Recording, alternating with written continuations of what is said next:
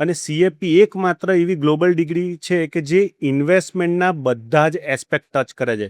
એટલે તમારું વેલ્થ ક્રિએશનથી માંડી, તમારી વેલ્થ જર્નીથી માંડીને, તમારું રિસ્ક મેનેજમેન્ટથી એટલે ઇન્સ્યોરન્સથી માંડીને તમારા રિટાયરમેન્ટ પ્લાનિંગ સુધીનું. આગળ આપણે CFP ની વાત કરી, CFP ડિગ્રી, તો એના વિશે વાત કરશો. એકચ્યુઅલી છે શું? સીએફપી સર્ટિફાઈડ ફાઇનાન્શિયલ પ્લાનર એટલે છે ને ગ્લોબલ ડિગ્રી છે.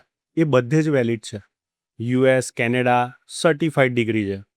અને અમને બહુ પ્રાઉડ ફીલ થાય. હું હમણાં જ હૈદરાબાદથી ફ્લાઇટમાં આવતો હતો અને મારી બાજુમાં એક ફોરેન નેશનલ બેઠા હતા અને મેં સીએફપીનો ટેગ કરેલો હતો. મને કે are you CFP? I said yes.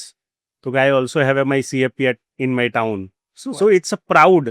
ત્યાં આગળ તો સીએફપીની સાહેબ અપોઇન્ટમેન્ટ લેવી પડે ફાઇનાન્શિયલ પ્લાન કરવું હોય તો.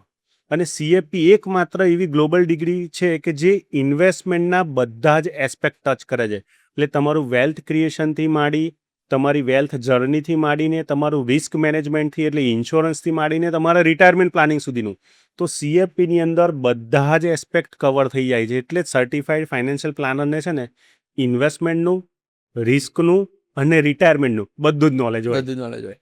આઉટ ઓફ સબ્જેક્ટ બીજો પણ એ પણ સવાલ છે કે જે કોઈ યુવાન અત્યારે ભણી રહ્યું છે, કોલેજ કરી રહ્યું છે, એને આ ડિગ્રી મેળવવી હોય CFP, તો એ કેવી રીતે કરી શકે? સાહેબ, આ સર્ટિફિકેટ એ 12th પછી પણ કરી શકે છે અને કોલેજ પછી પણ કરી શકે છે. આના 4 મોડ્યુલ હોય છે. એટલે આનું કોઈ ઓફિશિયલી ટ્યુશન નથી, પણ બરોડામાં એક એકેડમી સ્ટાર્ટ થઈ છે કે દે પ્રોવાઈડ ધ ટ્યુશન્સ ફોર સીએફપી. અને 4 મોડ્યુલ કરીને એક ચેલેન્જર મોડ્યુલ, અને ચેલેન્જર મોડ્યુલ અપિયર કરીને સર્ટિફિકેશન લઈ શકે છે. બટ આ સર્ટિફિકેશન લેવાથી પૂરું નથી થતું.